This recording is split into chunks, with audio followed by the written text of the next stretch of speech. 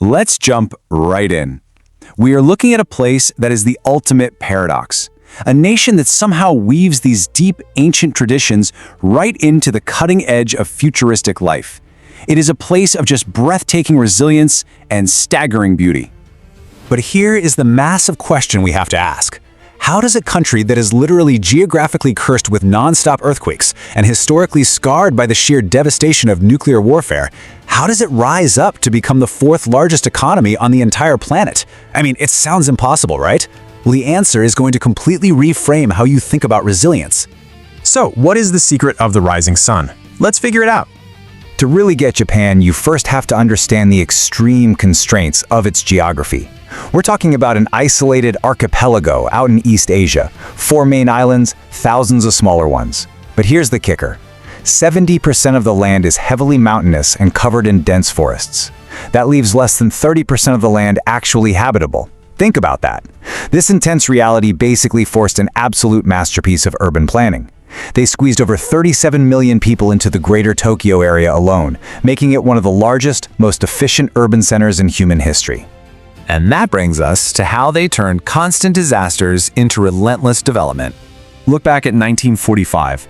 The country faced absolute, unimaginable devastation with the atomic bombings of Hiroshima and Nagasaki. But look at the sheer speed of this recovery.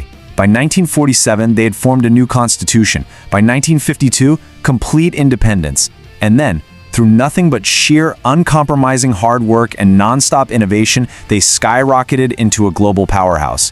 I mean, it is literally a phoenix rising from the ashes. But you know, history isn't their only adversary. They are right on the ring of fire. Japan literally sits on shifting tectonic plates, meaning they get thousands of earthquakes a year. We're talking devastating events like the 1923 Kanto and the 2011 earthquakes, plus the constant, looming threat of tsunamis. But instead of giving up, what did? They innovated. They built the world's most robust disaster management systems, incredible earthquake-proof architecture, and they run rigorous survival drills in literally every school and office. Which brings us to a pretty towering number, 3,776 meters. That is the height of the iconic Mount Fuji. It is absolutely breathtaking. It's a UNESCO World Heritage Site and a profoundly sacred symbol in the Shinto religion. But we can never forget that beneath that serene, snow-capped peak, it is actually a sleeping, active volcano. A beautiful, but very constant reminder of nature's power. Okay, let's fast forward to the technology of the future.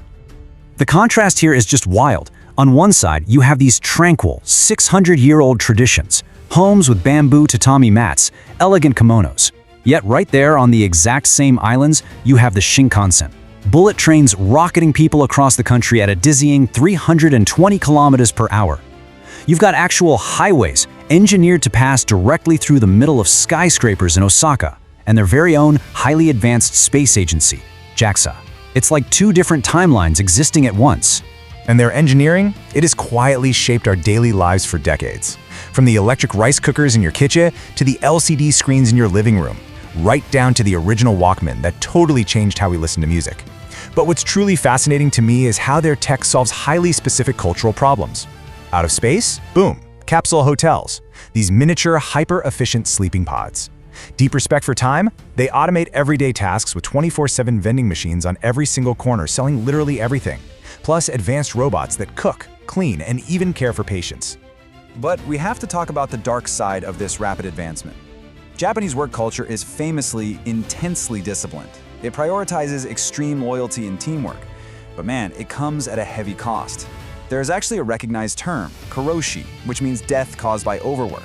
It's a very sobering reality of the intense pressure and the massive overtime hours that fueled their economic miracle, and it's something the government is now actively trying to reform. So, that leads us right into this massive, mind-bending contradiction. How do the hardest working, most stressed people on Earth also boast some of the highest life expectancies globally? Seriously, how does that work?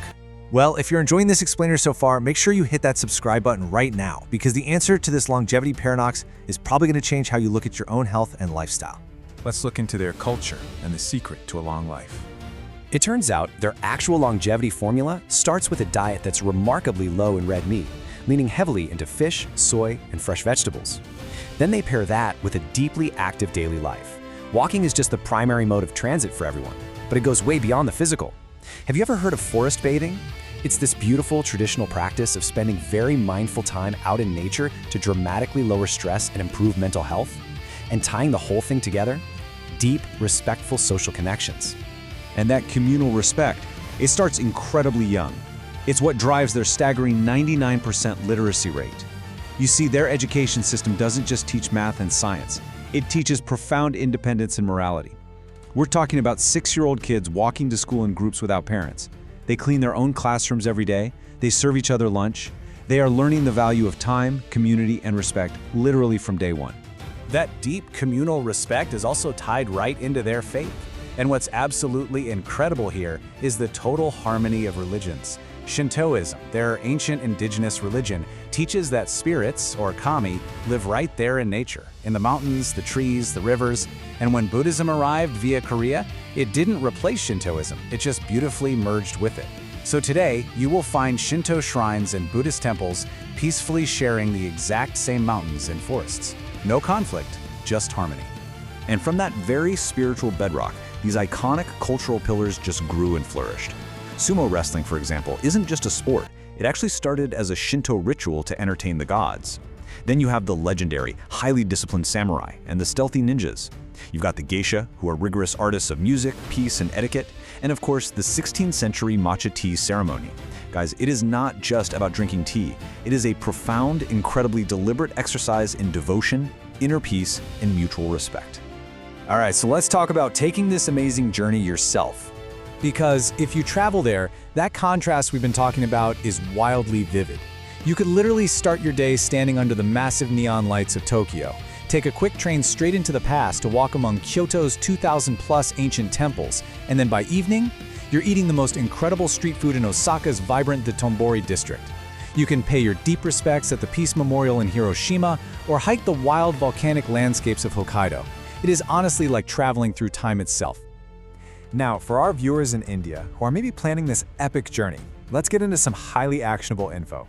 The absolute best times to visit are during the spring cherry blossoms, or when the autumn leaves are turning. It is just gorgeous. You'll be about 3.5 hours ahead of Indian Standard Time.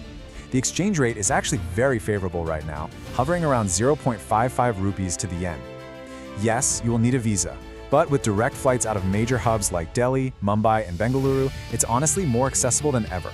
And when you come back, you get to bring home real pieces of this culture. Not just cheap souvenirs, but art.